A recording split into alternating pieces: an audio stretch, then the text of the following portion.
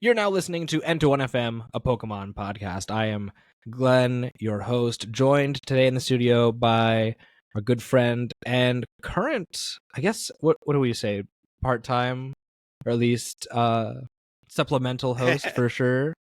Yeah, associate temp Acting host, I suppose. for Mr. Jonathan. True.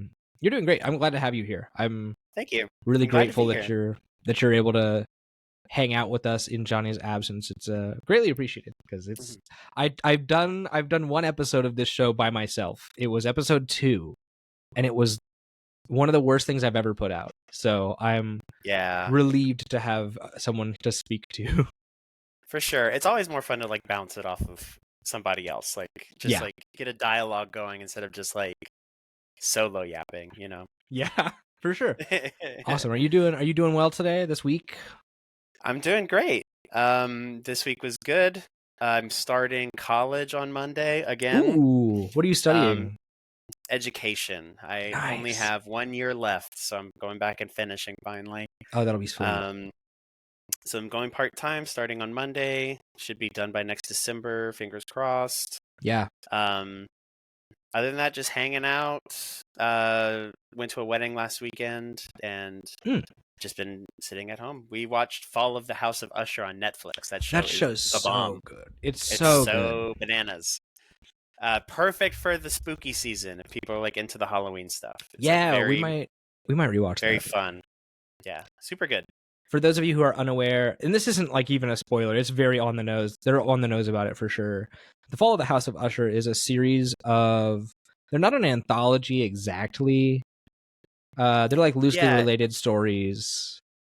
Yeah, there's like an overarching narrative, but like each episode itself is like loosely based on an Edgar Allan Poe story that ties itself into the overarching narrative, which is pretty interesting. Yeah. And they do like really cool adaptations of those stories within the narrative. So like it's actually really, really interesting to see like where they tie everything together with those stories.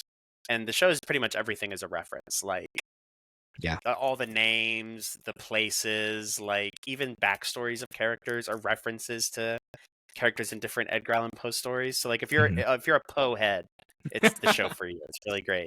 A Poe boy, if you will. Yeah. Yeah, a Poe boy. I share a birthday with him. Did you know that? I didn't know that. That's crazy. Yeah, January 19th. Oh wow. Yeah. That's nuts. He's a weirdo, but I do like his stuff. Yeah, I do this thing every time we watch a show where I just like have to read about it on Wikipedia while we're watching it. It's just like one of my little things. So I was reading about him while watching it and the different stories and stuff, and it's like he was a very strange character. Yeah, there was no one matching his freak. No, he was he was a freak is like a light way of putting it, but yeah, he was a very interesting little guy for sure. Awesome. Well, it's good to be here with you. Oh, let me adjust my camera. Yeah. It's like pointing way far down. That'll do. I'm doing well this week. Today was actually kind of a crappy day. But like the week overall has been pretty solid. We have been I haven't been watching, but my wife has been watching Love is Blind. So I've been able to like hang out in the room while that's been going on. And it's funny. Oh. Can I mention one more thing I've been watching? Yes. Weirdly. Yeah, go for it. When we were in Richmond for the wedding, and the hotel we stayed at didn't have cable, but it had like subscription services you could log into. Yeah. But we didn't remember what our passwords were, so we used Pluto TV, and we watched a ton of the Twilight Zone, like the old 50s and 60s Twilight Zone show, and that show is incredible. It's really, really good. A lot of those old like sci-fi stories like hold up really, really well. So like another really good, like if you want something fun to watch for like this Halloween theme. Yeah, it is very Halloween-y. Yeah, it's for free on Pluto. It's really, really fun. Good to know. Yeah, that's super cool.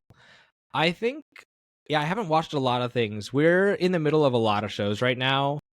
Like we're in the middle of Fallout. We're in the middle of we rewatched a little not rewatched, but watched a little bit of Shrinking this week as well on Apple TV. Yeah. I love that show. It is so good. And it gets really, really deep and heavy actually, which is it's really beautiful. But Yeah, in the middle of a lot of shows, hoping to start now. One thing I know I'm going to have to do to myself, unfortunately, I'm going to have to put myself through the Halo show now that it's on Netflix. Oh, yeah. Oh, I'm no. not looking forward to it at What was it on all. originally? Was it on HBO? It was on Paramount Plus. Paramount Plus. Oh my And there was goodness. so much heat for it. I assume they just had to sell like, well, you can't hold on to Rip. this. Yeah. Oh man, I'm not eager to see Master Cheeks, but here we are. Yeah. Oh I geez. don't know. So If it's like a nice like turn your brain off show, that's like it's fine. You know, it's the best you could ask for. yeah, I suppose. The problem is I know I'm gonna watch it and be like, this is bad and wrong. Yeah, and evil. yeah. So we'll see. I wanted to real quick, well, not announce something, but I wanted to let people know at home that we have a really cool episode coming up in the near future. It'll be November 7th or 8th. That'll be the weekend. It'll probably go live on Patreon on Monday the 10th. And then free feeds, it'll go on Thursday the 13th of November. That's going to be a really, really fun episode. I'm excited. We have a very exciting guest, and that information is actually leaked on Patreon right now.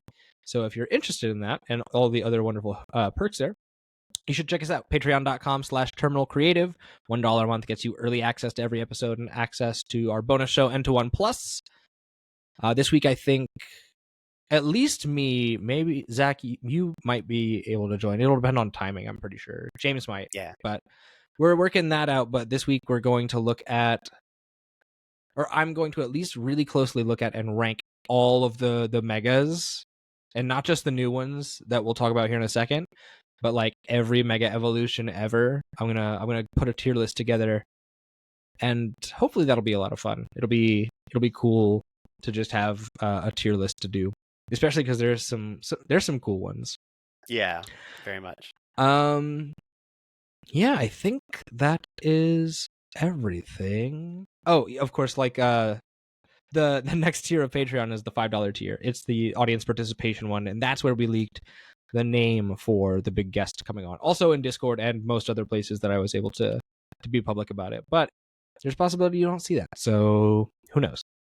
And then, of course, the $10 a month tier is the, what did I call it? Producer credit tier, where you get all the previous benefits and also the knowledge that you are helping fund our show in a very serious way.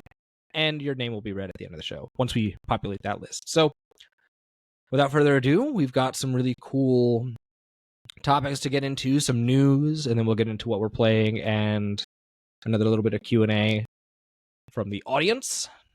But let's start, I suppose, with the elephant in the room. As of a couple days ago, Pokemon Legends ZA has released in the States, and I'm really, really excited about it. Zach, what have you been thinking of what you've seen of Legends ZA? Looks sick. I'm bummed I'm not playing it. Yeah. I thought that initially I was gonna need to wait because I thought it was gonna be like it was gonna run like horribly on the Switch 1, and it was gonna be like I have to wait till I get a Switch 2 to play it. Yeah. But luckily, from a lot of people that I know and have seen online, like apparently it runs just fine on the Switch 1, especially if you like playing in handheld mode. Which I'm a big handheld mode fan myself. I love to like play games while like I'm sitting on the couch with my partner and we're watching TV. So it gives me like a lot of excitement that it's something I can probably pick up sooner rather than later.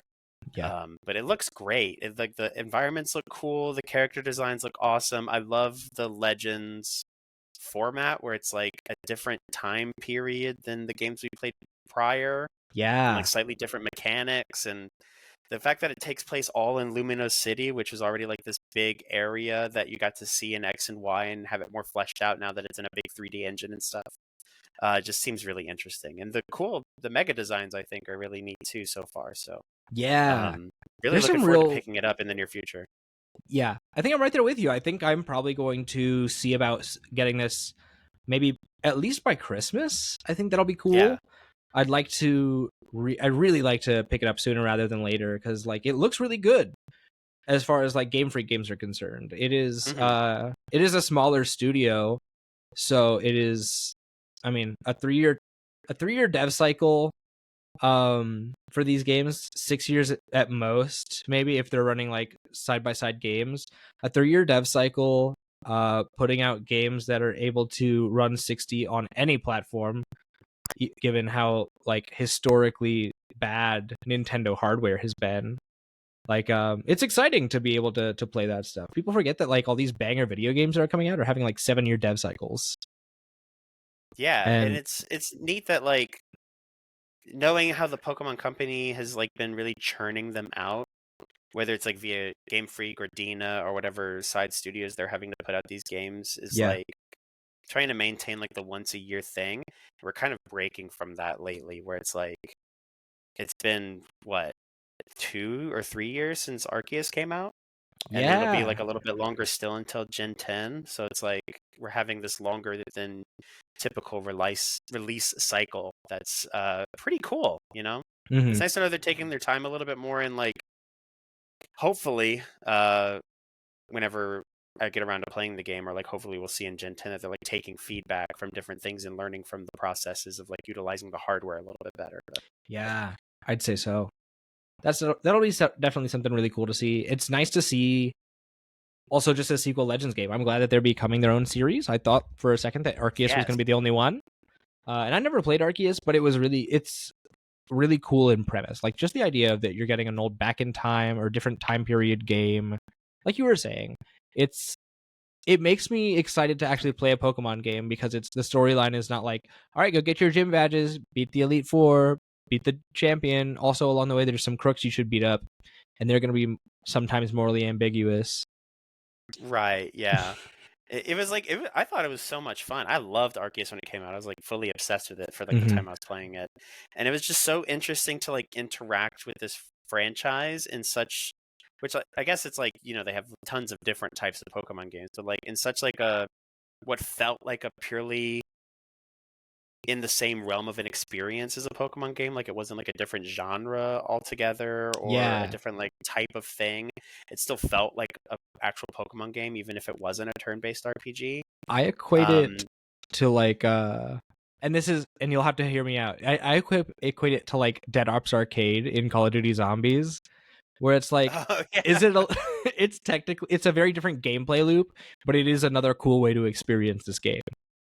What I think of is the Yakuza games. Like some of the Yakuza games now are like some of them are still the standard like old beat 'em up games, but some of them Mm-hmm. are like turn-based RPGs now.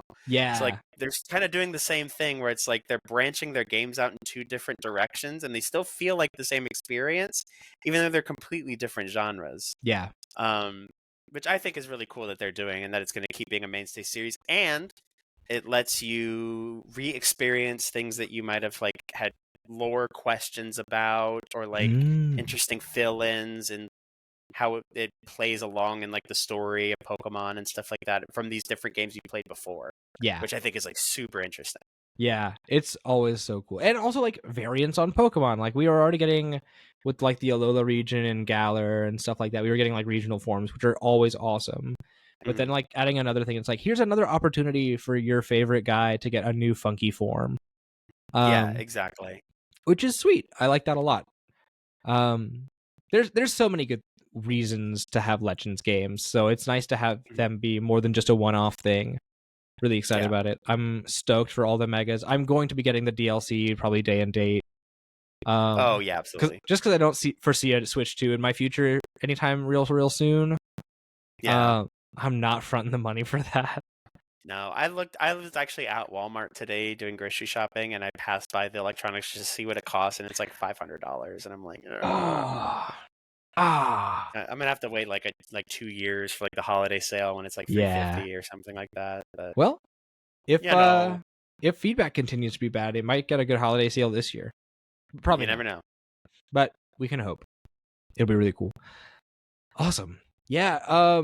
Let's talk a little bit briefly. Like, obviously, we won't rank them or anything, but I'd love to talk about with you the mega evolutions that have been confirmed for the game, because there's some really sick ones, and there's also been a lot of weird controversy online about it. I I thought it was pretty unanimous that these guys are sick for the most part, but apparently there's a lot of people online really, really like going to bat for like, no, I don't like these at all. And I can't say I understand because so many of these are just absolute bangers. What are your thoughts on these Mega Evolutions now that they've all been confirmed? A lot of them are extremely cool, I think. Like, I think most, if not all of them, are like extremely cool. I think it's also just like people like have kind of a hard time adjusting to like when designs get intricate. I think that like Gen 5 and like the first set of megas in Gen 6, people had the same complaints. They're like, oh, they're getting too weird. It's Digimon now. You know what I mean? But I think like some of these are like very, you know, whimsical. I think it's like cool that like the first set of megas kind of had like a lot of edgy ones, and these have like some, you know, pretty like edgy like Hot Wheels ass looking megas. But some of them have like so much like intrigue and whimsy and fun, and it's like really cool, I think. Yeah, no, I totally agree with you. I think like funny enough, like the two designs that people are hating on the most, I think are wonderful for like the same reasons that they think they suck. And that's like the Mega Feraligatr is so heat that it's got like this crazy hat and turns into a Totodile and uses its like arm spikes for the teeth. I think that's awesome. It's really clever. Yeah, it's so sick. Yeah. It's like I feel like they had toys like this back in like the 90s, whereas like if a thing like had an evolution or something, you'd like flip the head down. Yeah, you can make it like pilot a big version of the baby version of it. I feel like that was like sweet. a thing with certain toys back in the day. So it's like kind of replicating that, where it's like, you know, it looks kind of like the same Feraligatr, but it just gained a mechanism to make it look like a real big Totodile, and I think that's neat looking. No, I totally agree with that. It'd be a sick McDonald's toy where you like you push a button and like the arms and the comes down. Yeah, I think that'd be sweet. Dude, absolutely. McDonald's toys have fallen off. They're terrible. That's silly to say, but like I remember like the old Bionicle one specifically, or the old like little Mr. Game & Watches you would get were so sick. Like the Tiger electronic type toys or whatever, where it's like a little racing game or whatever. Yes. Yeah, so those were really cool. The Sonic games specifically, I remember being heat. I had all of them. Growing up. Yeah. Do you have a favorite out of these designs so far? Oh, or a least favorite, or one that like you just like you disagree with people for the most part about it? I think just about all of them are really good. So I don't think any of them are like gross or like terrible or egregious. Yeah. If anything, I just think the Skarmory is kind of boring. Yeah. That it's just like a kind of like a palette swap almost, but all of them are really cool. Like I still think the Dragonite is fantastic. Like it's the shiny so for the Dragonite is awesome. They turned it blue. Yeah, beautiful. It's like Dragon Tails. Yeah, they turned it to like Dratini. I love Long Starmie. I know people hate Long Starmie, but I love Long Starmie. That's my dog right there. Like I would dap up Long Starmie in the street any day of the week. Like that's my guy. As you should. I like Mega Clefable. I'm a big Clefable fan, so anything that makes it look more like a art school fairy is like huge to me. Yeah. And then like Mega Delphox. From the leak, I thought Delphox was really, really cool. Oh man, yeah. Like surfing, witch broom, you know, 2 stick wards, like Gradius type beat, like Delphox. Like that's so cool to me. Perfect timing too for the Halloween vibe. Just get that would be a crazy Halloween costume. Oh yeah, absolutely. So good. Like if cosplayers get in on this, like jump on Mega Delphox, like make it work. True, yeah. There's been so many good ones. I do regret that they're gonna be like a DLC specifically. Oh, true, right. But like, who cares? I'm gonna pay for the DLC. It's like what Randy Pitchford was saying about Borderlands 4 beforehand. He was like, "Listen, real fans are gonna pay $80 for this game." And it's like, you're right. You shouldn't say that, but you are right because the fans of this game are gonna pay for anything. Yeah, I've even seen posts on Twitter where it's like people are like, oh yeah, I'm loving this game, but I don't think I could recommend it to anybody that's not a Pokemon slop enjoyer from the price tag point of view. Yeah. So it's like, if you love slop, eat that slop, baby. That's all you like. Do what you love, live your truth. Yeah. But like, some people just can't pay for the slop, you know. And I get it. And you should vote with your wallet. I'm gonna vote with mine. Absolutely. Yeah, these guys are bangers. Who's another really cool one that I like? Obvious, in required glazing for Hawlucha. He's too good. Absolutely. The Phalanx is really sick. I love that Phalanx, dude. love the Phalanx. I love base Phalanx, and then they made this one. They're like, make them like do stunts on each other, and one of them's a shield now. That's sick. Phalanx might be like the most like whimsy maxing Pokemon in the whole world. Like, it is just a bunch of little dudes that do little dude things, and here they're just making them be the big little dude. Like, they all get together to make the big dude. Yeah, you know what I mean? Yeah, it's like, it's community. It's about community. You know what I mean? Build your community. That's what it's about right there. Have one guy turn into a sword. Have a dude be the sword, have a dude be the head, have a dude be the legs, and like, when you're all done, give the dude that was a torso a hug, because he looks like he's struggling. Yeah, he does look rough. It's so funny. You can see like his little arms holding him up. It's really cute. Like it's a cheerleader pyramid. It's really sweet. It is. Oh man, so exciting. Yeah, it's like there's a lot of good designs. I don't think of any that I like hate at all. It's really cool. I think it's nice to have new megas. Absolutely. I like a lot of these better than Mega Garchomp, and I know that's no, I was just about to say, I was like, there were some of the first run of megas that I didn't like, and I still don't really like. Like, I still don't think the Garchomp is that great. I don't think Mega Glalie is that good.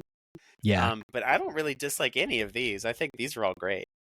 Were you on the show when Johnny and I talked about Mega Garchomp? Look, like my gripes with Mega Garchomp's design.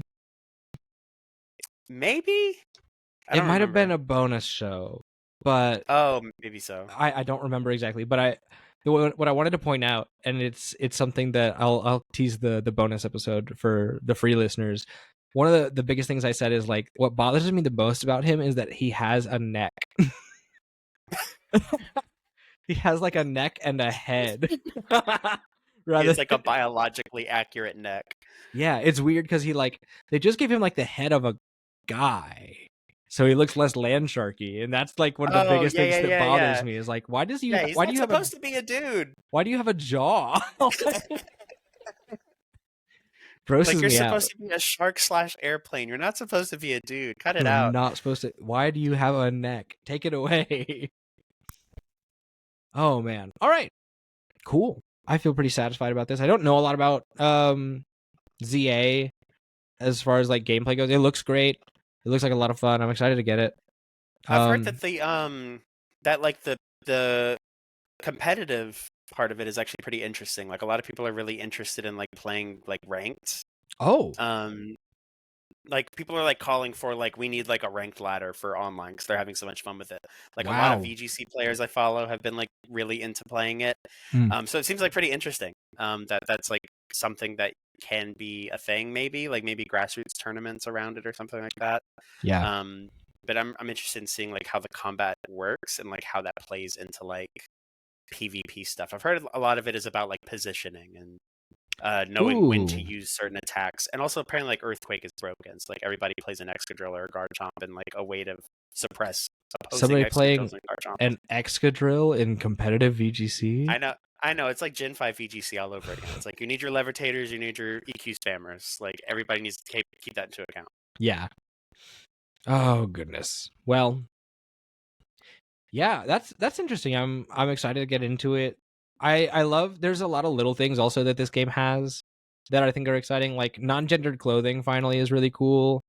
Oh, yes, absolutely. That's like awesome for a design perspective. I can't tell you how many times I have like wanted to have like a piece of clothing from what's considered like, oh, this was made for like the other character model. Yes, yeah. Like the Talonflame set on Pokemon Unite, I still use the wig from that because it rips. Yeah. But like, it was from the get-go, it was always kind of disappointing if you wanted your character to be depicted masculinely. Mhm. Like, you were so limited in your choice of clothing compared to like the feminine female model. Yeah, just like or the real feminine life. character model. Yeah, exactly. So it's like, it's cool that they kind of like let it bust wide open and like, allow that kind of expression in this game. Yeah. So that way people can actually like mix and match things in ways that they think is nice and creative versus like what is perceived as like a gender stereotype or a gender norm, which is like, Yeah. beautiful work, Game Freak. I'm loving it. Thank you so much. Yeah, it's cool. And it's also like, it's nice for me. Like, if I could dress the way I wanted to, a lot of my clothes would probably be more effeminate, I think, at least depending on what I'm feeling that day. But like, I am really big into fashion. So a lot of the times there's that overlap where, like, just today I remember I was having a conversation with my mom, of all people. I was like, yeah, I saw a bag that was like, this is technically definitely a purse, but it's sick. It's a sick purse, and I think I could make it look really good in an outfit. Absolutely. I'm big on accessories and like dressing. You wouldn't be able to tell because I wear like the same 3 shirts for this show, but but I do really like to dress. So yeah, it's cool that can also extend into this video game that I like to play. And it's like, it's in Pokemon France, get over yourself. Yeah, that's so true. Yeah. Everyone over there is dressing like everyone. Yeah, it's cool seeing people online have like this sense of like euphoria and like seeing what they feel like is themselves accurately depicted instead of like, some sort of like caricature or mismatch based on what's available, which I think is like beautiful. Every game needs something like that if it has customization, I think. I totally agree. I think it's nice. Like, there's never that's not true. There are few times when like more customization is a bad thing. So right. That's very exciting. Any other things to talk about before we move on? No, not at all. Cool. Let's move on to some of our normal, what is the word? Articles that we do for the show, or just like regular news sites. So the first thing we want to talk about is this week's biggest price spikes in Pokemon. And there's some really sick ones on here. This comes to us from the TCG Player article written by Corbin Hostler. This was published on October 14th. So by the time you see this video on free feeds, this will be like over a week old. So be sure to like see if there's anything else that you want to look at. These might not be the most accurate, and of course, this is never financial advice.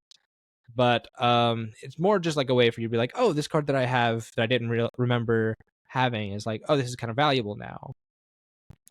So things to look out for. We can kind of list them and then we'll go back through and discuss each one individually. But the first one we're looking at is the Palpitoad from Black Bolt. That SIR is now market price of 1802. Oh, they changed the format of this. It went up from like 651 in. Oh wow. Yeah, it went crazy in price. Oh yeah. Oh, that's cool. You can see. I know I looked at these articles before. There's like a little graph and everything that like shows it's super like cool. Where it's projected. Looked like it like peaked at like close to 25 at one point, which is like pretty crazy. It's exciting.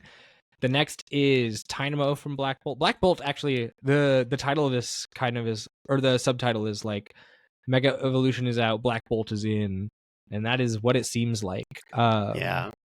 Because the next one is that Tynamo from Black Bolt, where it went from around 1182, jumped up to 2936, and is now sitting at about $20, which is really cool. Yeah, this one it seems like is like purely from the collector standpoint, because this card is less playable right now than it was when it first was released, I think. Mm-hmm. So like, but the art is just like fantastic. Yeah. So like, I think like collectors are really starting to like jump on like enjoying this art. That particular art is one of my favorites out of that whole set. Same. It is so beautiful. So cute. I love it. And we're not able to like flash stuff up on the screen this time. Normally when Johnny and I are able to do these, we'll like flash them up on the screen. Mm-hmm. But due to the current limitations of my setup, which I will soon be freed from, I'll be able to run that up and live produce it. But if you want to watch alongside us, you can check the article. I can leave that linked in the description this time. I'll just try to remember. But yeah, that's a super cool one. That Tynamo.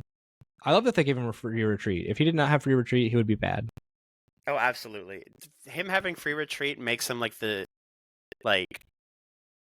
objective GLC optimal dynamo. Yeah. Because like before, only the 30 HP one had free retreat. So now you have like a beefier boy that can like move in and out. Yeah. Let's see here. And he's not like a noteworthy artist, but I do want to keep a track of this artist. This was by who is that artist? It doesn't show. Sad. I can't even like look very closely unless I go to Pokemon cards, which I'm going to do, but I'm just filling the space right now with audio so that there's something to listen to. The artist is oh, my eyes are bad. Ryoma Uratsuka. I will be keeping an eye out because that art bangs. I feel like if the artist writes their name in all lowercase letters, you know that their shit's good. Yeah. Yeah. Oh, these are some iconic cards. What the heck? What other ones did they do? A lot, actually. So, Zorua from Evolving Skies. Oh, yeah. The Wurmple from Lost Origins. Vulpix from Silver Tempest. Thievul from, what is that, Mega Evolution. Sunkern from Crown Zenith. Stuffle from, what is that? That is Shrouded Fable. Spritzy here. There's a Rotom. The Roto Choice Rotom is on there. Oh, yeah. One of my favorite Poochyena arts is from, what is that, Vivid Voltage? Yeah, is in here. A really cool Oddish card. Natu from Paldean Fates. And also Hoot Hoot. Oh, nice. Yeah. Silent Wing Hoot Hoot is on here. Lots of cool cards. Sick. Cool, yeah. And the now banned Duskull. Oh, yeah. Rip Bozo. Sweet. Yeah, that's a really cool artist. I'll have to keep an eye out because this is their first full art, it looks like. Yeah, first full art. I hope to see many more. Awesome. So this is awesome. Yeah. The next one down the list, I spent a while on that, sorry. The Cubchoo from Black Bolt, another Black Bolt card shooting up. It went from around $9, sitting around 18 now, but it peaked at around 23. So it looks like it may be on the decline. Like a lot of these might be on the decline, but I think what happened was just like somebody was like, "Oh, Black Bolt is really good right now. Let's all get this stuff," and then now it's gonna come down and then plateau, I think. Mm-hmm. Cool. It's a cool set though. It's a really cool set. Yeah, it's neat because like everything has a full art or an illustration rare. Yeah. So like it's really interesting to like see all these artists like put different like spins and takes on these different guys. Yeah, it's something that's the best. It's one of the best parts about this game is the art, you know. Mm-hmm. And when every card gets an art, that's doubling the set size. Everybody gets more art. Everybody has a favorite art piece from the set. It's a lot of fun. And then there's nothing super noteworthy about this Cubchoo. Like it's a cutie. I like this artist as well, but not one of my favorite styles. It's a cute little guy. It is looking at you menacingly. Yeah. This thing is gonna sneeze on you, but it's a cutie. It makes me think of that scene from Ferris Bueller's Day Off where he's like staring at the painting and it keeps on getting closer every time. I feel like every time I look at it, that's gonna happen to me. You know? That's awesome. No, it's true. I can't look away. He's a cutie. And then of course, like I said in the pre-show, like Fork Fountain Kitchen, there's a Komiya that is skyrocketing in price. This is the Carablast from Black Bolt that actually has a much different looking graph than all the rest of these. Most of these are just like one big jump.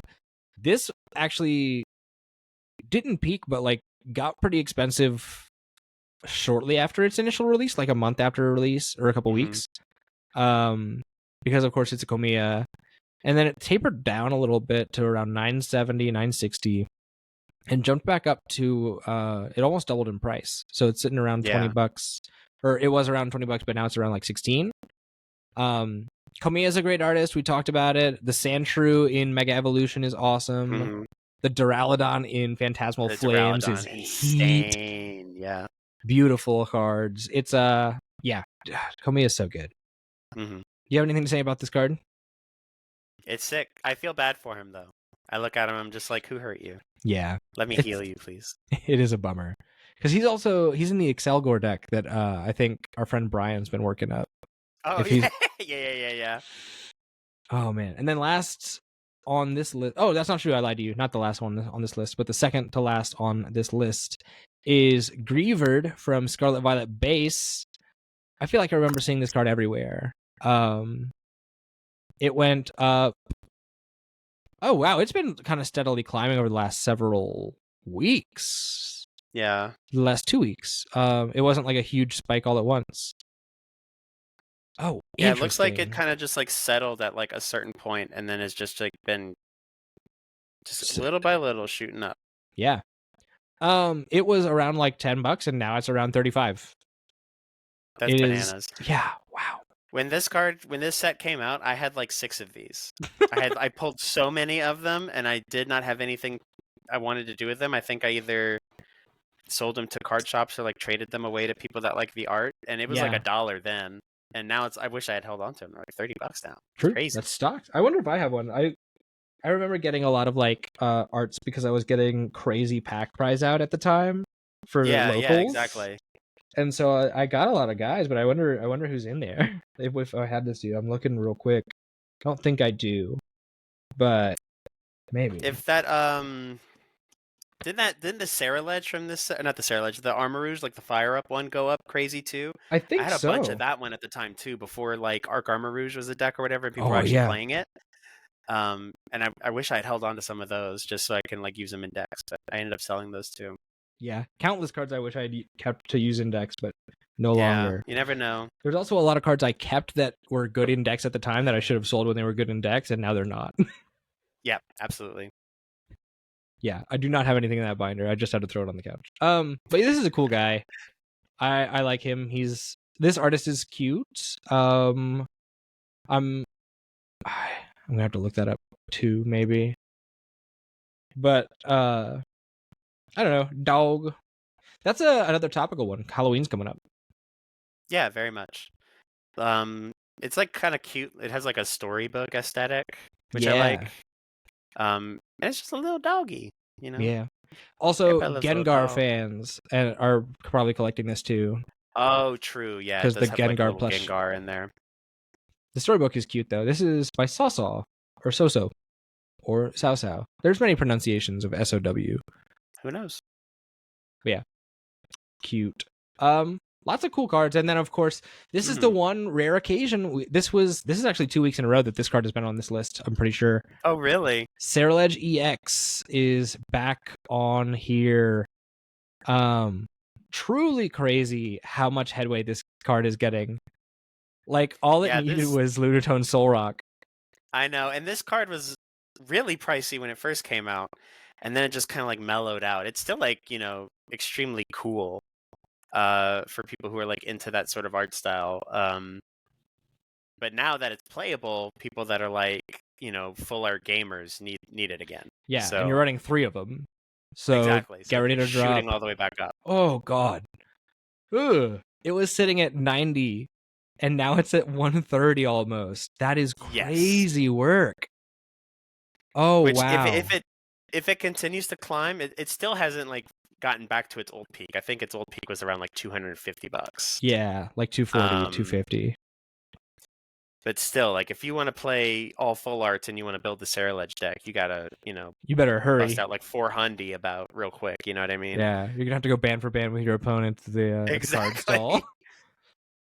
Oh, geez. Absolutely wild. It's always cool to see card arts that are impactful to the game get expensive. Because that's when it's like, all right, now the collectors have to feel our pain a little more. No, exactly, yeah. It's like you guys have to fight us like, because you want it. Yeah, I remember when the Mega set first came out, people were like disappointed they were pulling like full art lilies because they wanted like the Pokemon or whatever. And I'm just like, yo, that's money because like people want to play that card. Yeah. You know what I mean? That's like, I've seen old articles that are like, oh, here's what you should look through your bulk for Fusion Strike, and it's Battle VIP Pass and like all these crazy cards that are worth or like when Forest Sealstone was like bulk to some people. I was like, no, that's a good card. No, that's really good. Yeah. It's like, geez, man. Imagine it's not interesting wanting to see like full art. That's I know, crazy. it's like bananas. So wild. It's like genuinely like one of the best arts from the set too. It's like I just don't get it, man. I just don't get it. The collector mind is an enigma. Truly. Oh man. They're cool though. They are why we keep getting these nice cards. So shout out to the collectors. If they keep singles cheap, I'm all for it. Yeah. All right. There's been some new regionals announced as well. Many out of the country, which is great. I suppose. We've got this has come to us via Victory Road, the traditionally VGC website where they post a lot of stuff. That's at least where I get my VGC news is Victory Road. But Lille regional in France was announced for the 25th and 26th of October. That is next weekend from the time we're recording this. Wow, that's so soon. Holy smokes. Brisbane is the 1st and 2nd of November. Gdansk is also the 1st and 2nd of November, which is peculiar. And then Houston got announced for the States 21st and 22nd of March in 2026. And then Orlando, Florida for the 4th and 5th of April in 2026. Zach, will you be attending any of these? No. Are there any that you'd like to? Well, normally I would try to go to any of them on the Southeast. Yeah. Or on the East Coast, just because they're typically drivable. Orlando, while I totally get from like the company point of view that like it's a destination area and the center is probably like great for holding the capacity of the size the game is today, it's just hard as like a queer person to support a company holding events in Florida. Yeah. So I will just kindly not attend as my own form of like protest and ensuring my safety. Yeah. But if that's your bag and you want to go to Orlando, all for it. Have fun at Disney World. It's just not comfy for me, I don't think. Yeah. If flights are cheap to Houston, I might consider it because I can also like go visit my folks in Louisiana. But oh, true. That's right. Yeah. No, I'm right there with you. I do not have any intentions to go to Orlando if I can help it. Like that's just not a place I want to be for like all the same reasons. Like it's just not a safe place for queer folks to be, and it's I've been a big proponent of vote with your wallet, specifically on this show, like and even like talking about video games or talking about products. But that means like your attendance as well. You don't have to go just for championship points. It's not worth it. Yeah. It's like if you're playing the game because you are like one of those top players and are competitive, then like by all means I totally get it. For some of them, that's like how they make some of their money is like by placing at these tournaments, and their prestige at these tournaments ensure that they have an income based on like their subscription models via Medify and coaching and content creation and stuff like that. So it's like I totally get it. But it's like for me as a player that's not going to go to Worlds or is not going to participate, I think I have to err on the side of like voicing that in a way that's like affects people in my position, like spectators or people that play side events or people that only get to go to 1 to 3 regionals a year to hopefully show that like this isn't a great place to put it and there are other places that can fulfill that capacity in different areas in the Southeast, like Atlanta or Charlotte or God forbid Nashville, something like that. Yeah, there's countless places. Also, then you're not competing with Disney traffic. That too, yeah. I would say like if they want to move NAIC from New Orleans, just put the regional in New Orleans too. Like if they ever need to not do NAIC somewhere else, just put the regional New Orleans. Put NAIC in Charlotte one year. You won't. No, I honestly think they're doing the Vegas regionals to test the water and then see if that's the new NAIC. Oh man, Vegas is so scary. I could not go to Vegas for NAIC. Because if they make NAIC in Vegas, like they could maybe do like a 10,000 player tournament if they really wanted to try. Like that would be the place to do it. Yeah, I would love to do that. It'd be dangerous because I'm like, oh, there's indoor smoking here. I'm just gonna like casinos to hit, like indoor smoking and like casinos to hit and like party to have. Like somebody in Vegas, not me, is gonna lose the house. Between Pokemon and the casinos. Yeah, and I know people from our local scene that are like big going to the casino heads. So like, I'm worried for them. Hopefully they come back with enough. I hope they with come a back with the savings clothes on their account. back. You know what I mean? Yeah. Yeah. So listen, if you come back, just know that I remember when you were playing Lunatone Soul Rock. So like in Astral Radiance Lunatone Soul Rock. Okay, Yeah. don't forget where your roots are. Yeah, know where you came from. That's silly. None of our friends, at least I think, are gonna win the lottery like that or win the tables like that. And if they do, good for them. But good for them. The odds are slim. I'm also always hesitant to go into a casino. Like, I have to shut my mouth when it comes to like my interest in reading if I'm ever gonna go to a casino. Because I mean, I've got like the full shelf behind me of like magic books and how to cheat at cards. I'm like, I don't want to let them know. Yeah. You're like public enemy number 1 in that joint if they know. True. You know what I mean? Yeah. You can't even like do any like little cardistry stuff. Like you can't even be at all dexterous with cards. So like if you're doing, that's like dangerous to them. If you're doing like a one-handed cut, like they're like, all right, you have to leave. Yeah, no, that's disturbing the livelihood of the joint to them. That's like, So it's like walking into a school with a gun. That's what they feel like. They feel like you have a gun and you're walking into their school. Yeah, never mind. I'm not gonna say anything about that. Yeah, so Vegas will be cool. Obviously not one of the new ones announced, but I hope we get a new NAIC location or just another Charlotte or Atlanta regional. I think those are great locations. I think we need more of them, and I would love to not have to travel for a regional. I'd also like to travel too, but like also there's just a lot of places that make sense that I want a New York regional.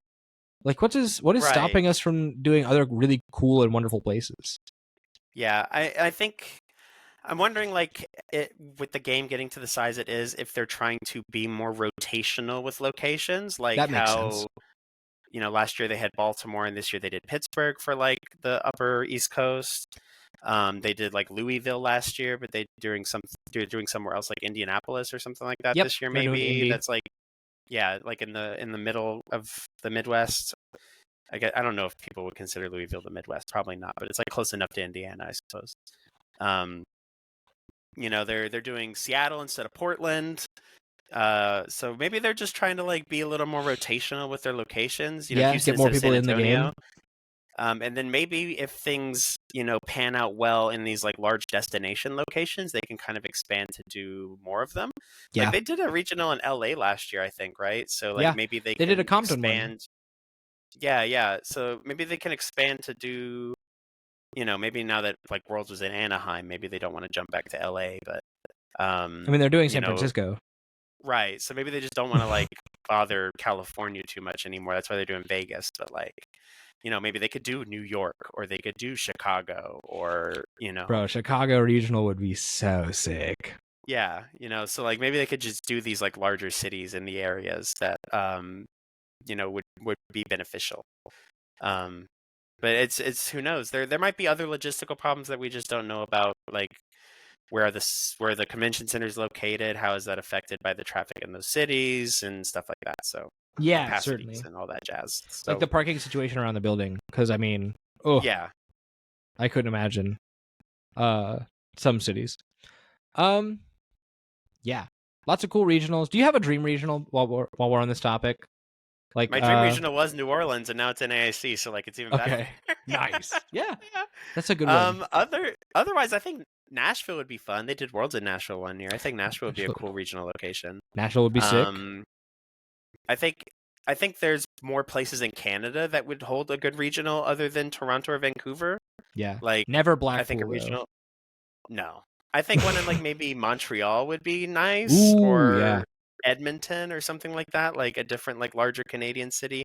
And I think it'd be, especially knowing how strong the Canadian player base is, I think it would be very appreciative of them to give them another one other than Toronto or Vancouver. They're tired of coming to our turf.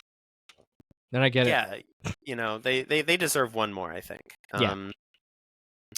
I think Chicago would be great.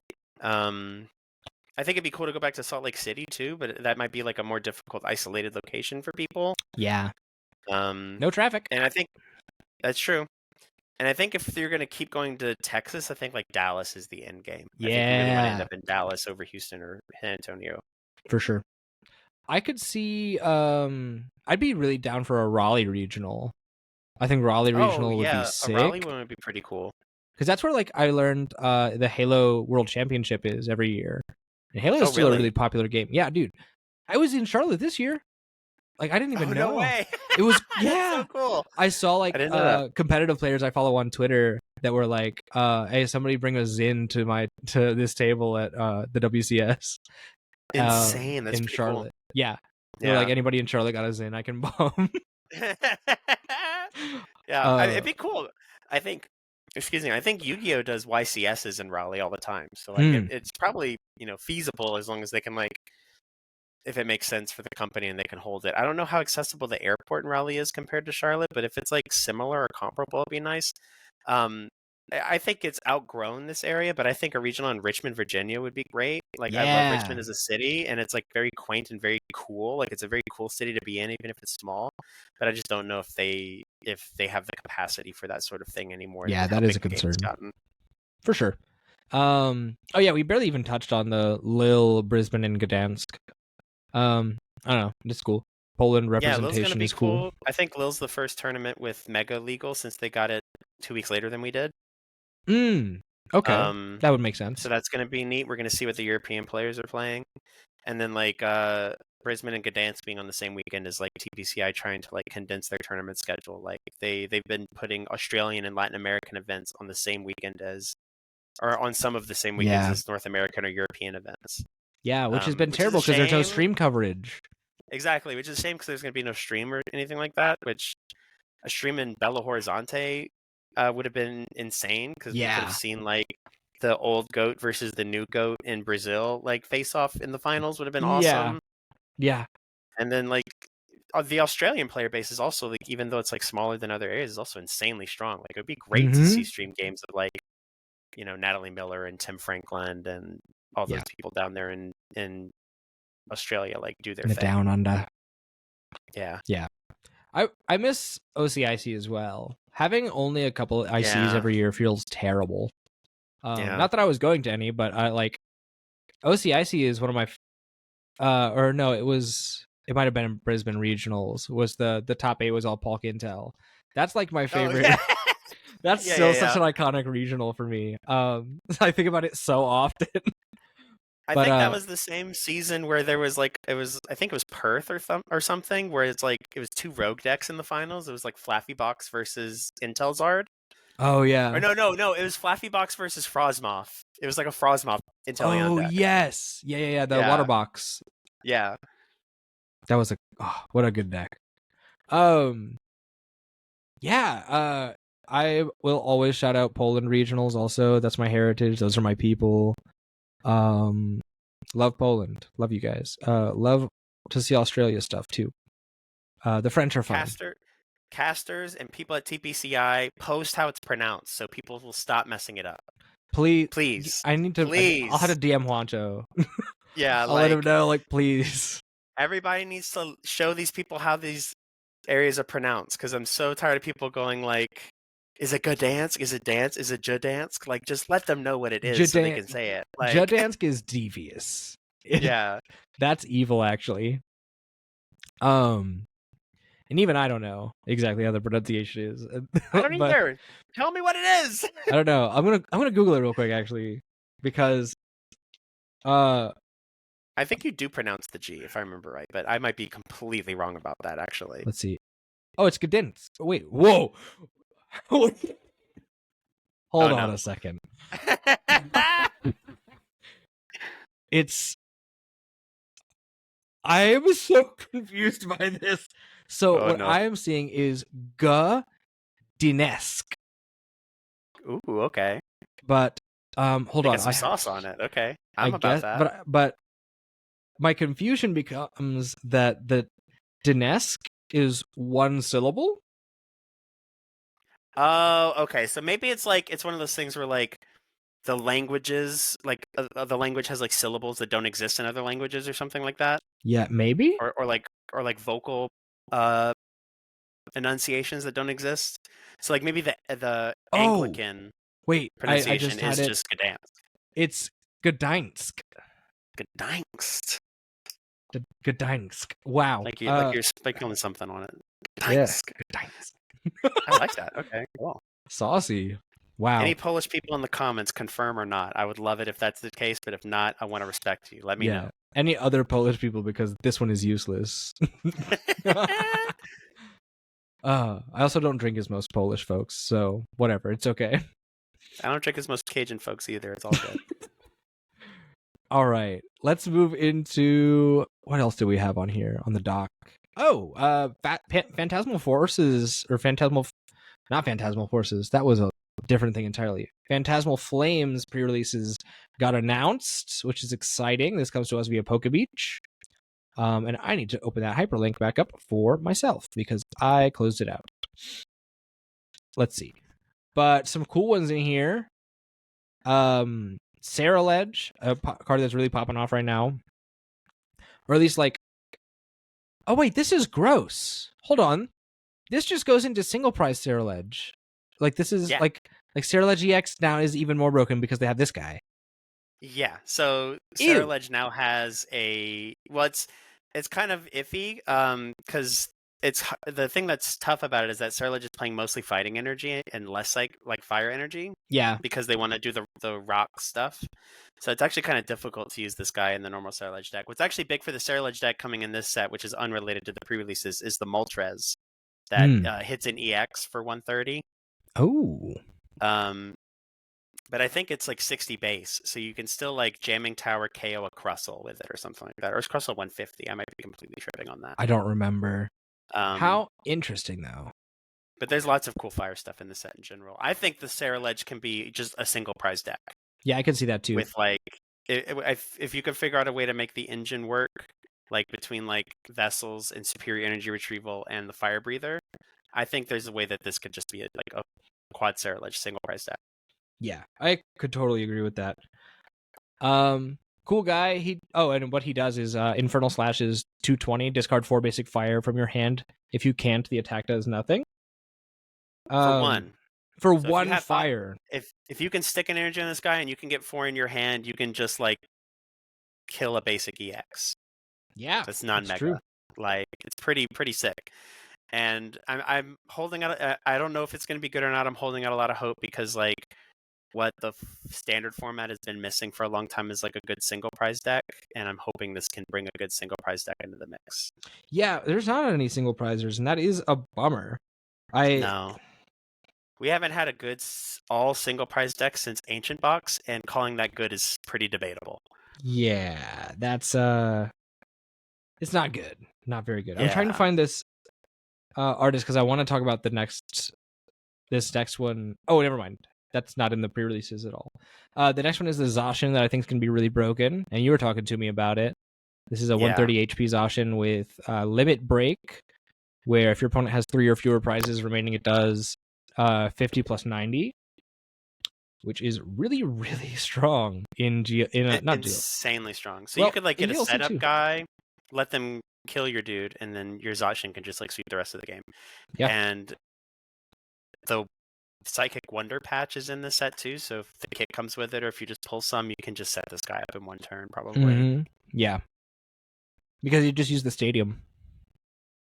You discard and fill to 6. Right? Yeah.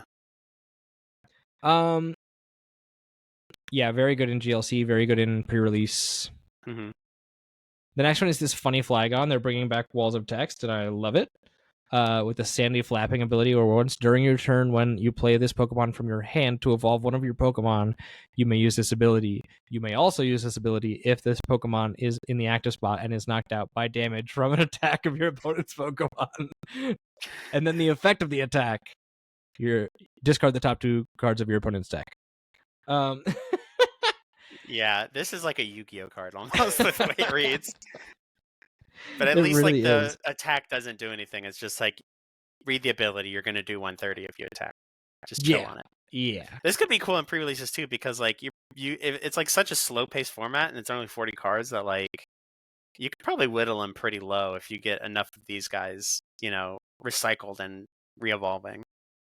I haven't seen the full set, but I want to see us get like a Trapinch with or like a fly, not the Flygon, the what's the little middle dude? Vibrava Vibrava. with a with another mill ability or attack. And yeah, like those kinds of things, like more mills. Yeah, and like Or get Relicanth involved maybe, so like you can like evolve to mill, use the mill attack. If they kill it, it mills again, and then just like recycle it. That'd be yeah. super cool. Yeah. A good mill deck is in order. Wugtrio is not real. Yeah, we haven't had a good mill deck in like forever. Yeah. I miss Durant Mill. Yeah, I miss So Durant Mill good. dearly. Every day. Bring it back. You won't, cowards. All right. Next is actually the most broken card in the set, I think, is this Toxtricity with the Sinister Surge ability. This says once during your turn, you can use this ability, search your deck for a basic dark type energy, and attach it to one of your benched dark Pokemon, then shuffle your deck. And if you put any damage into play this way, place 2 damage counters on that Pokemon. Yeah, they just put Dark Patch on a guy. Close enough. Welcome back. Single Strike Houndoom. True. Oh, true, yep. Actually. What the? No, literally, the if you build this with Sharpedo, it's literally just single strike Houndoom Umbreon V. That's like the deck. It's just damage your dude. He does more when he's damaged. Yeah. Wild. Very cool. I think a lot of people are going to be looking for this for standard play, getting the promo. But if you pull the Sharpedo somehow and you have this guy, then you're going to have a pretty good time at pre-release, I think. Certainly. And there's a lot of good dark support as well out here. Mm-hmm. Just in general, which is cool. It's nice to see dark types getting more stuff. Yeah, the new Grimsley is going to be sick. I'm sure that's going to be in the kit somewhere. The Gengar EX is crazy. Yeah. Looks like they're giving a lot of love to the same way they gave a lot of love to Grass in Mega. They're giving a lot of love to Fire and Darkness in this set, which is good. I'm very glad to see that. One other card I wanted to touch on, because these are all like other translations of cards that we've seen before, but there is a crocodile art here that I can't not crack up at. It is like there's a specific artist, and I wish I could. I follow them on Instagram. I wish I could say their name. I'll try to find it and leave their name in the description. But they draw like these little 4-panel comics on Instagram, and they have a very similar style to this.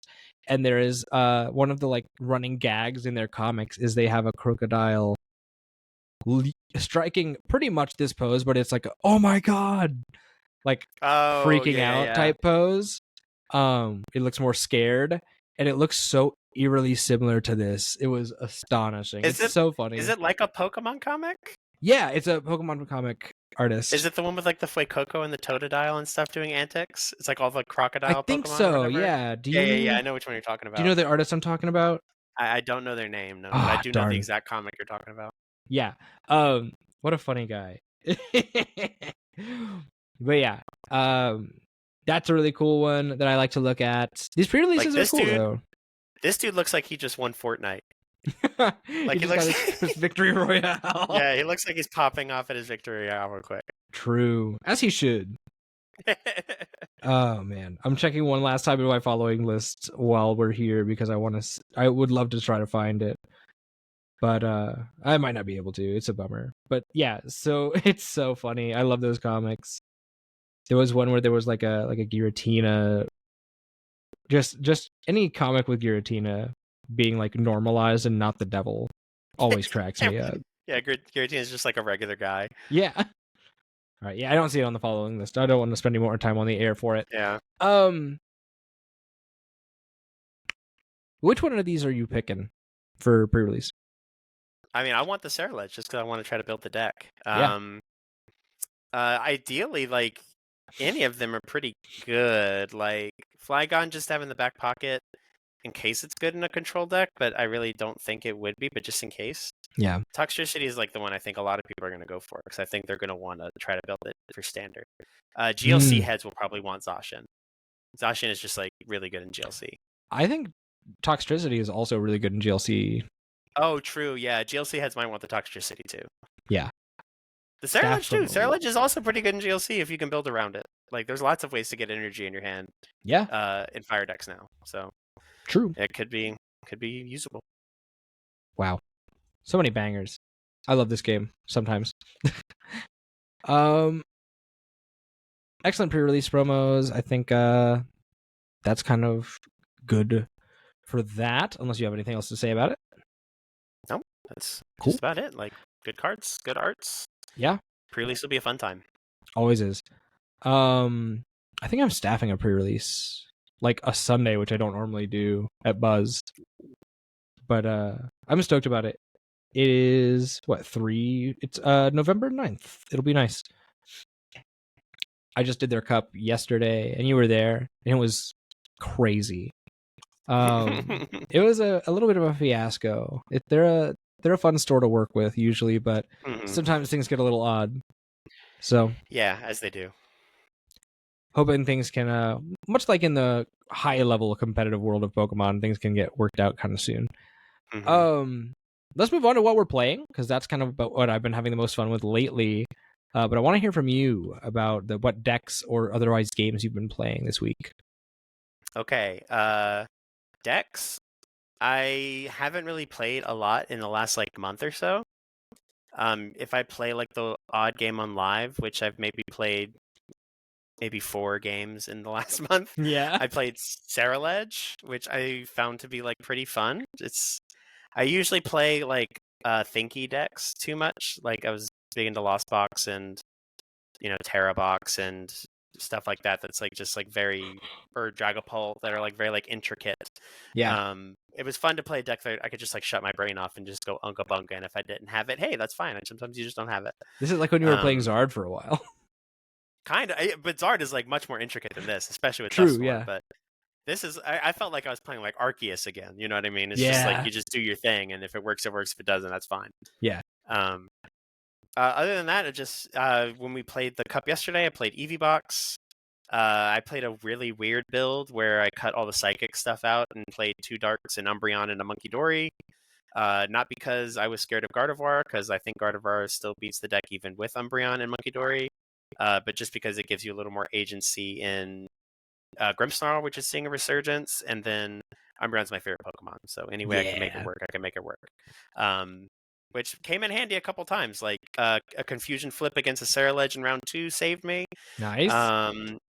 Monkey Dory set up a win condition in one game and could have set up a win condition in my top 4 match. It's fun to play. It's a good deck. I love EVs. Yeah, they're really cool. For video games, I've just been playing old school RuneScape. That's what I've been doing instead of playing Pokemon last month. Yeah. So I totally get it. If you were ever into that game, you know what the hell it is. Yeah, RuneScape's so good. I watched when my mother used to nanny and homeschool me. So she nannied a richer family in our area and would homeschool me at the same time. And I remember seeing the eldest brother in that family would play a lot of RuneScape. I remember seeing it and being enamored with it. But then when I tried to get on, it was at the age where I was still incapable of understanding what a MMO was. So I was like, what's even happening here? This game sucks. Yeah. RuneScape is really interesting. RuneScape, in actuality, you look at it and you're like, oh, it's this big grandiose fantasy world that is so open-ended you can do anything. And when you play it, you're just like, this is a clicker game. This is a glorified clicker game. Cookie Clicker looked at this and was like, that's the game we need to make.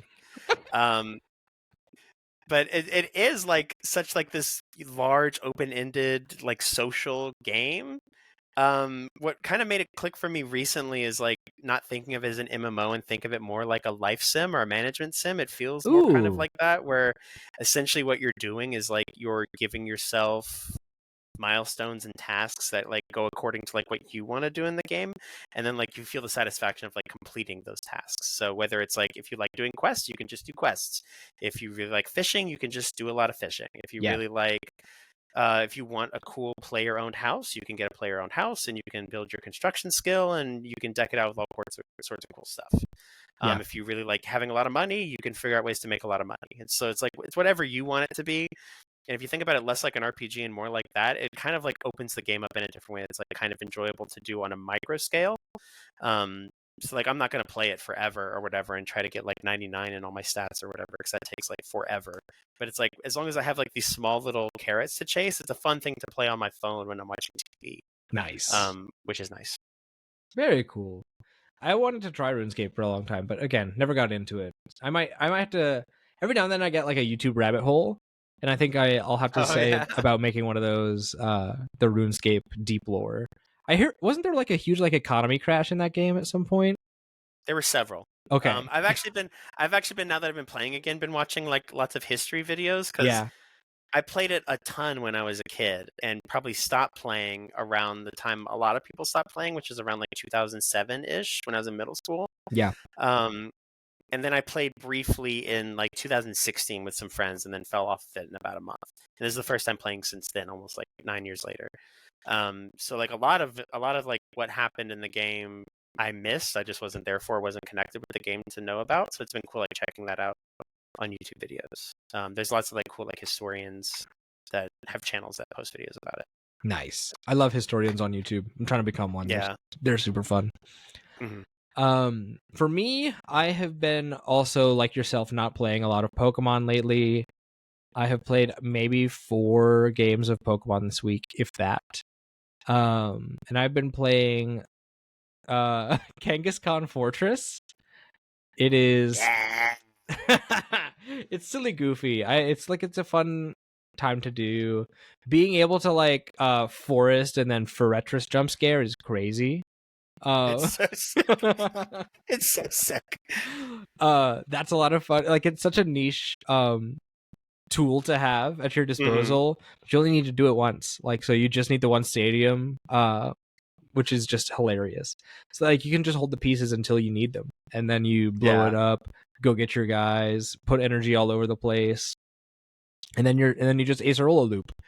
I love that they're using the headset for the ace spec. I think that's a sick play. Yeah. Does it have the Dedenne?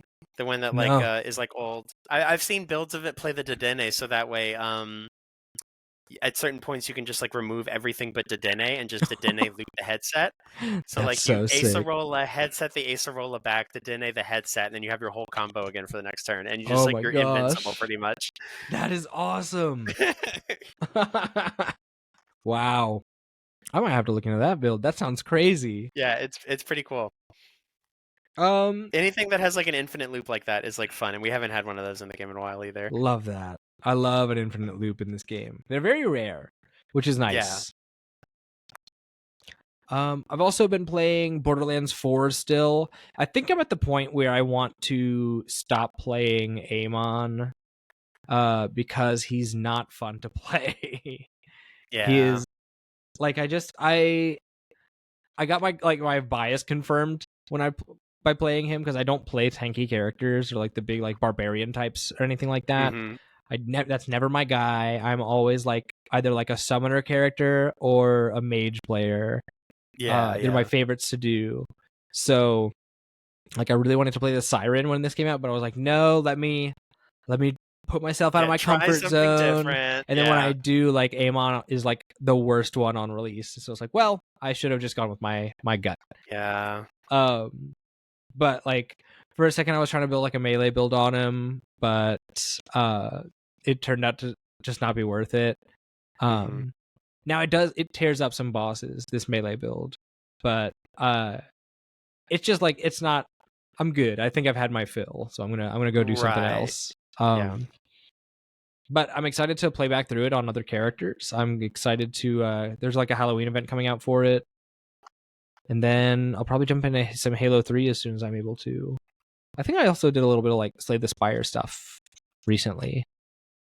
But yeah, just mostly been like video game and not been a big onto card games lately, which is weird. But I'm almost at the point where I think once Champions comes out, I'm gonna be playing a lot of that as best I'm able to. Yeah. So I'm like, I need to prepare myself to play video games and not be like touching cardboard all the time. Yeah. Were you always playing Siren characters in Borderlands games? I've like, so Who are your go-tos in the other ones? Is what I So want to know. I didn't play a lot of 1, just because I got into Borderlands after 2. In 2, my main was actually Gage, the Necromancer. That was mine too. I She's love Gage. so sick. I love Gage. She's awesome. She was such a cool like concept for a character. Having like a summon that's a robot. Like that's a really cool sick. character. It's a cool character. Her playstyle is like my favorite of those types of games where it's like focused on like the elemental stuff. Like I always thought that was super fun. And she's also like unhinged as a character, so her voice lines are incredible. Yeah, I think her there's voice actress, Jeremy Lay, is like one of my favorites in the business too. So it's like always fun to play her. Sweet. I think there's one of her voice lines when she has like really high anarchy stacks that she's like, Alan, write some dialogue here. Yeah. Which is funny. Yeah, Gage is the go. And then in the pre-sequel, I mained Timothy, or I guess Jack the Doppelganger, just because he was like S tier. I definitely tier picked for the pre-sequel, but I like Wilhelm's playstyle a lot.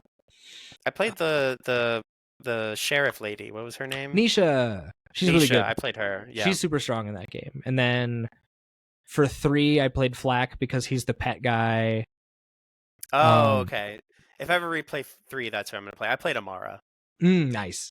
Because I played Lilith in 1, so anything that lets me do like elemental stuff is like fun for me. So that's what I went with. Did you play the Blightcaller in Wonderlands? Did you get a chance to play that game? No, I didn't get to play Wonderlands yet. The DLC class that you could get was all about elemental stuff, and you could summon like this giant elemental storm in the sky. It was beautiful. Sick. I can't recommend that game to anybody because it's a bad game, but that was a really fun character to play. Yeah. If I ever see it on sale for like $4, I'll give it a shot. That is definitely like a $4 game worth. That's a Steam summer sale. Yeah.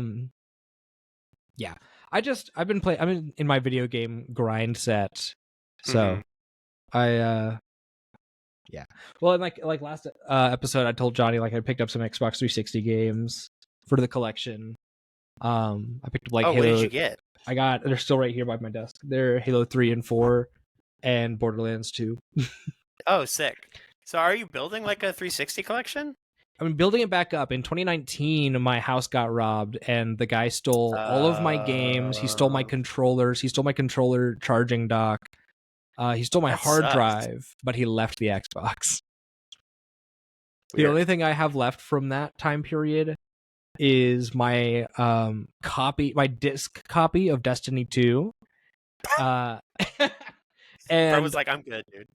Well, it was in the Xbox at the time, and he didn't like eject it. Oh, okay. But he and I had to store it in my Steelbook for Assassin's Creed 3. Oh my goodness, that's insane. What an interesting combo. Yeah. I do love that Steelbook. It's a nice looking Steelbook. Mm-hmm. Sweet. Cool. There's not really anything else to talk about like news or topics for discussion, it seems. So let's just do this Q&A, and then we'll kind of wrap it. Oh wait, no, I did want to discuss this. I'm back on my Pokemon Indeed page, schizo posting, where they've got. Did you see the clip I posted on Instagram? I posted. No. I posted the clip from the bonus,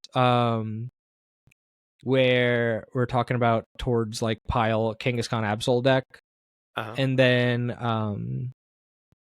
I posted about the potential Converse collab last week, and that Converse collab idea was us theorizing from the Indeed page, like we tend to do.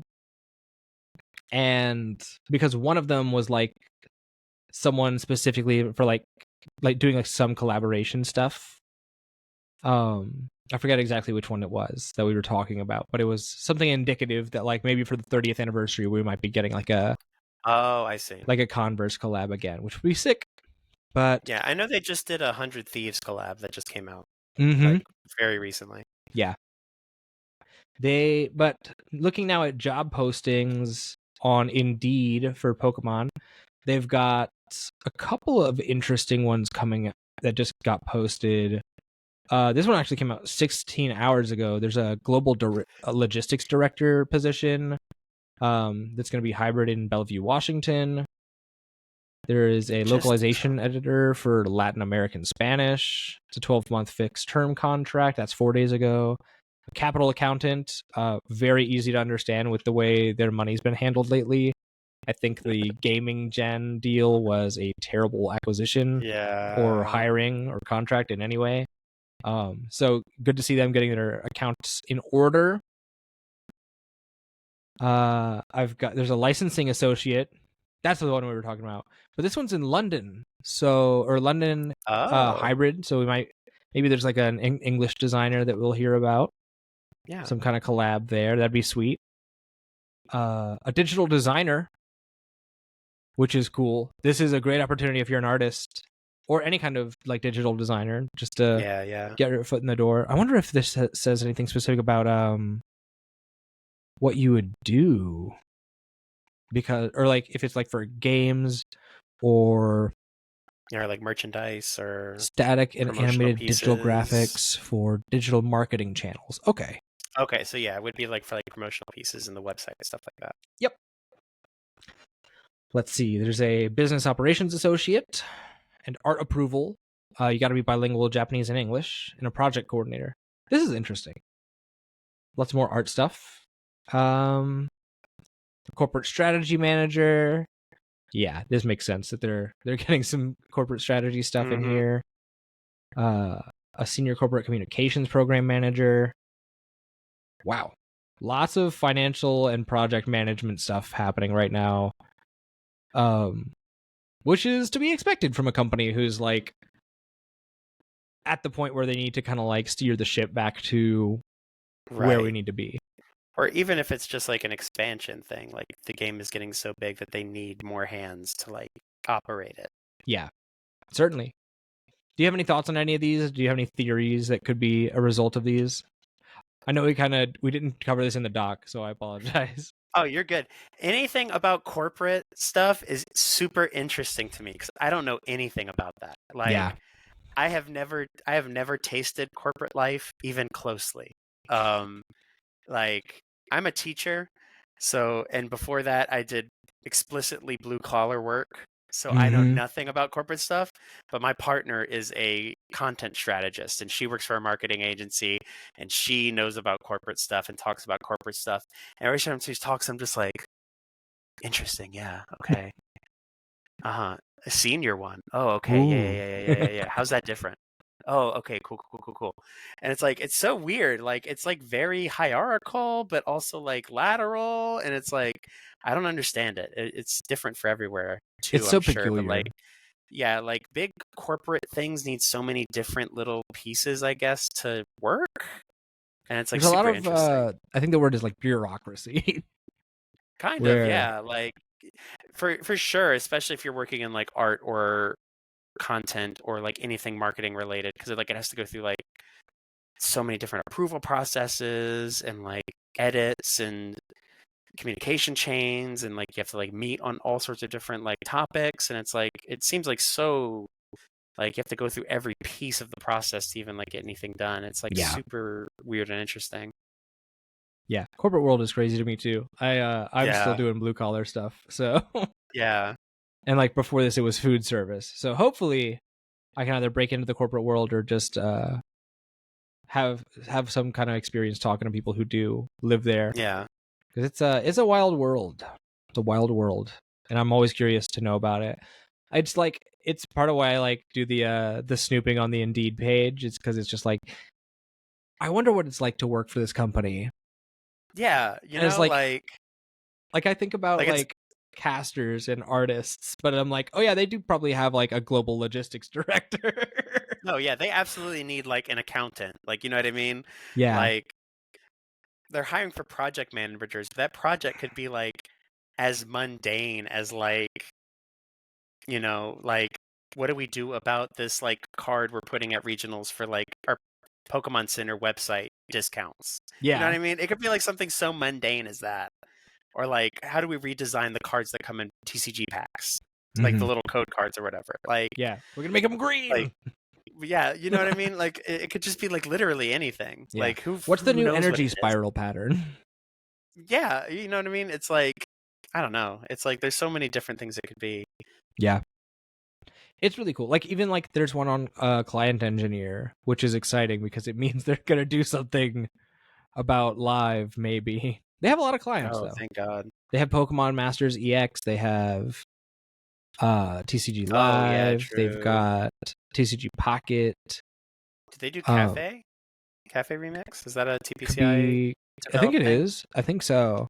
It could be like Cafe. It could be Sleep. It could be. There's so many Oh games. yeah, It they could be. do sleep. Yeah. Mm-hmm. So who knows what it'll be, but it's exciting. There's a lot of it's a lot of cool stuff to speculate about. Mm-hmm. It's fun to theorize what they'll be doing.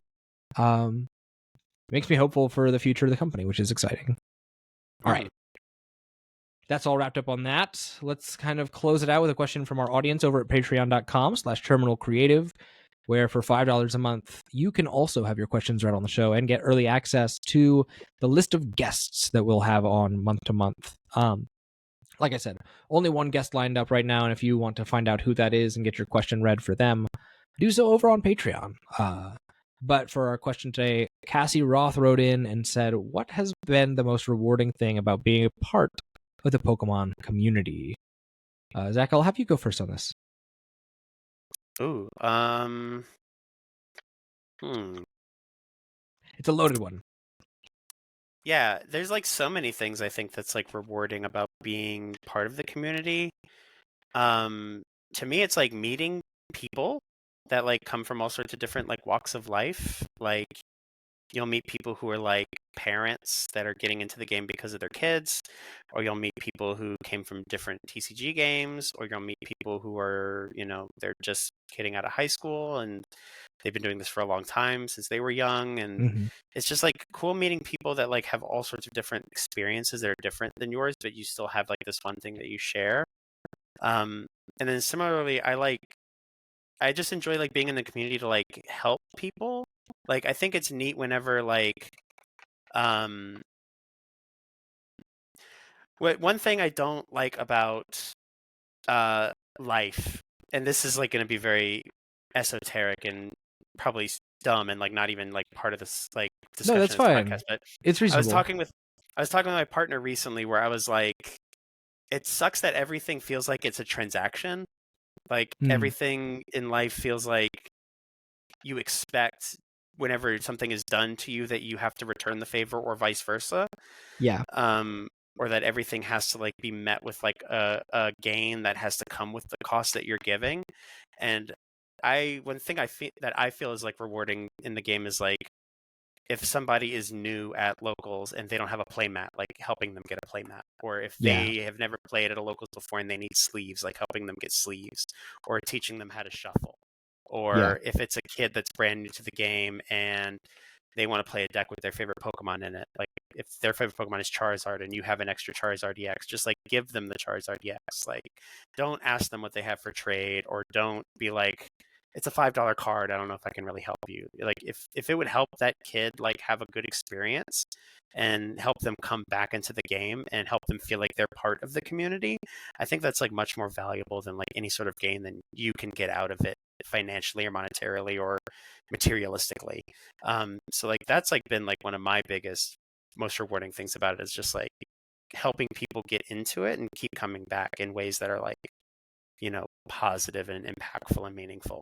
That's what I think. That's really like profound and totally. I think you're selling yourself short on like the level of appropriateness to this conversation, because you're super right. It does feel often like things feel so transactional interpersonally, especially Yeah. like with trades and like market prices of stuff. Like there used to be a world where like TCG player wasn't how you were figuring out whether or not you could do your trades, but now like there's Right. like kids with this app on their phone. It's like, dude, what's going on? Like, what are Yeah, we you know what I doing mean? here? Like on Friday, a kid was looking for like EV box pieces, and I had a spare Sylveon, and he was like, "Yeah, do you want to look for my binder, see what I would you want for it?" And I was like, I think the only thing that like looked interesting to me was like a full art Crocalor because I could play it in the Fire GLC deck. Yeah. And I asked him if we could trade for it, and he was like, "Oh man, I don't." This kid's like maybe like 14. He's like, "I don't know what the value is on that. Like, I don't know if that's gonna like be 1-to-1. And I was like, I'll tell you what, if you look up the value of the Sylveon and if it's under $2, you can just have it. Like, I'm not worried about value or anything like that. Like, Yeah. I don't need a trade. Like, I'm happy to just like help you out. Yeah. So I don't know. It just like stinks that like everything is so commodified and feels like it has to be transactional. You got to make And money like I off get of that it. it's like yeah, and I get that's like part of like the collector aspect of it is like feeling like that you own something that's special and valuable, but it doesn't have to be special and valuable because it costs money. You know what I mean? It could Yeah. just be special and valuable because like it's a thing that you like, you Yeah. know? One of my favorite trades I ever did was I traded a stamped NTV to to Vinny, and Oh, wow. I traded it for this full art cutie fly. And I was like, I just like him because he's cute. And I still Yeah. have it.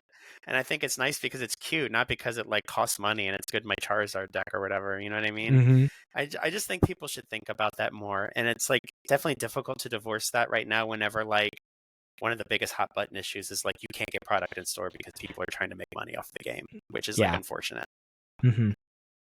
No, you're so right. Like it's one of those things that I feel ought to come back, because you're right, and I agree with you. Like, one of the more rewarding things about the game is like being able to invite people into it. Like, I remember when like somebody came in to get some and was just like collecting, and I had just pulled like with a shiny Pidgeot V, not Pidgeot V, Pidgeot EX from Mm-hmm. Paldean Fates.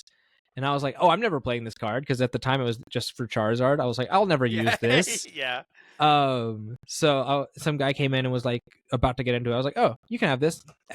Like, and he was like really hype about it. I was like, dude, I'm never gonna use that card. Why do I care? Or like, I remember I traded like a Sarah Ledge to some kid. And I definitely like went like negative, but like, dude, they're kids. I'm never, or I might have given it to him. I don't even remember, but I was like, I'm never using that card. If you Yeah. like that guy, take it. It's exciting for other people to get excited about things. And in a timeline where like apathy and like nonchalantness is so what's the word? Like, not like popular, but like it's the way to be. It's glamorous. It's Yeah. glamorous to be nonchalant and apathetic. Like Which this that kind of like sucks. I know this kind of like early '90s like whatever irony is kind of like rolling back around in like younger people these days, and it's like I don't know, man. I think life is way more fun whenever you're passionate and emotional and you have whimsy and joy and you express your feelings with people around you and like Yeah. revel in the beauty of the world. Why can't we just do that? Yeah. But teach their own. Yeah, like, and also like, it's one of those things that I've become more acquainted with the idea of as I'm getting older. Is like, I'm never gonna be cool, and if I like, and who cares if I am or not? Like, I don't. You don't need to value being the way you're perceived to other people so highly. Like, you should never want to be what is quote cool. You should always just want to be what's cool to you. You know what I mean? That's absolutely. what's more meaningful. You know what I mean? And that's going to make you feel more satisfied anyway. So Certainly. it's like whatever. I'm totally right there with you. I think another thing, and I agree with most of what you said as far as the most rewarding part of like the being in the community. For me, a lot of that is kind of manifested in this show. Like, this has been a really rewarding project to do so far. For those reasons, is like some of the most interesting things about this game are the people that love it. And it's always cool to meet new people, like meeting some of my closest friends like you and Johnny and James and like all these other people in our circles. And even reuniting with old friends, right? Like Shane and I were in elementary school together. And then yesterday at Buzz, one of my friends from middle school who I haven't seen in maybe a decade, he came out and played. And I was able to like connect with him again and talk to him. Yeah, it's funny. He was playing back in like 2012 era with like Mewtwo Wars, and I had gotten the Darkrai EX from the promo tin, and he was like, dude, I really need to trade you for this card because it's really important for a deck I'm playing. And I was like, what are you talking about? I don't care about your deck. I like this card. Yeah, Darkrai's cool, man. Come on. Darkrai's sick. Yeah. That's exactly what my mindset was. Like, that's my favorite guy. And so I was like, no, not at all.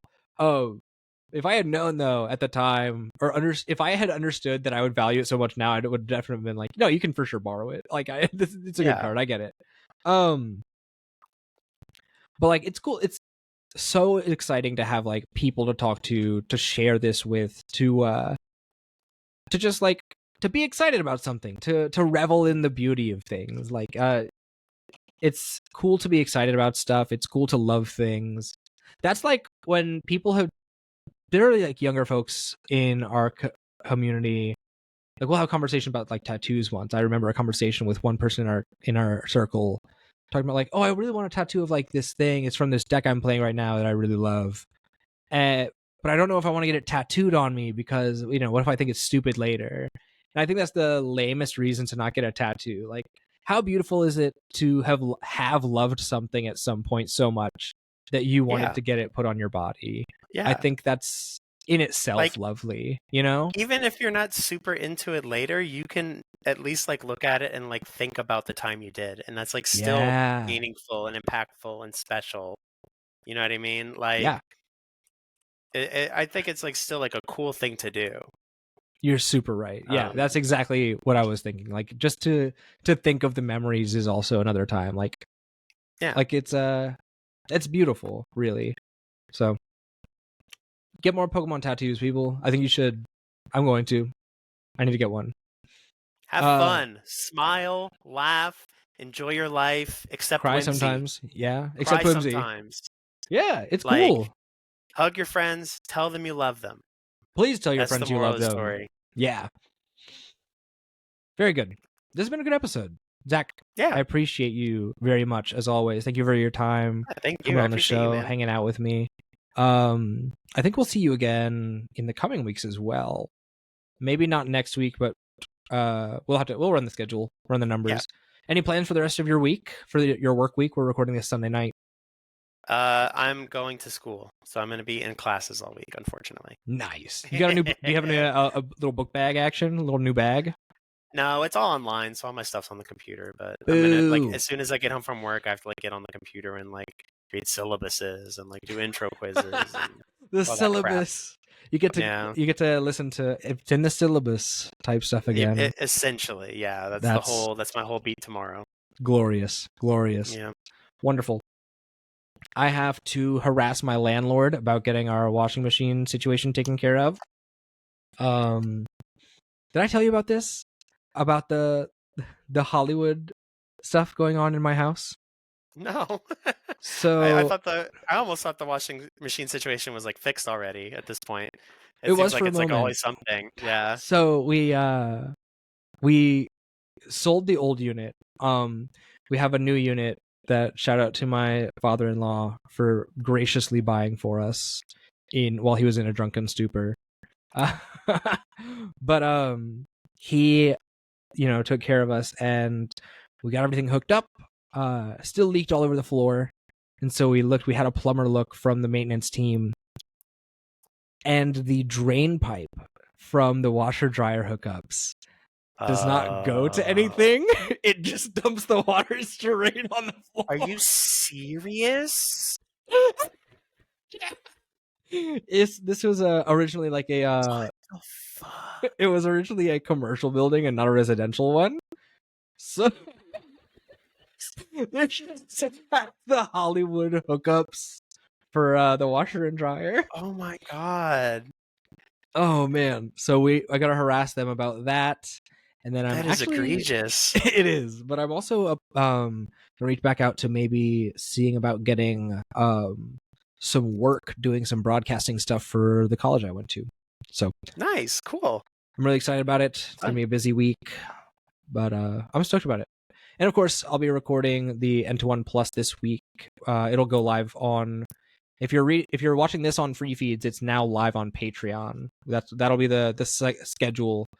Probably for the foreseeable future is the main episode will go up on Patreon early, and then when free feeds get the main episode, Patreon gets the bonus. So for those of you who are wondering, that's all I got. Thank you, folks at home, as well, for being here. Thank you for your time. If you're listening on Spotify, be sure to leave us a nice review. share us with your friends. And if you're on YouTube, leave a like, a comment, subscribe. And as always, of course, check the Patreon out too. There's a lot of fun stuff coming there, and I think you'll really enjoy it. But even in the meantime, your viewership alone is plenty for me. Like I said, I like doing this show. It's a lot of fun. I've been having more fun doing the show than I have been playing regular old Pokemon lately. So glad to be able to do this for you guys. But thank you all again. And until the next one, peace out. We'll see ya.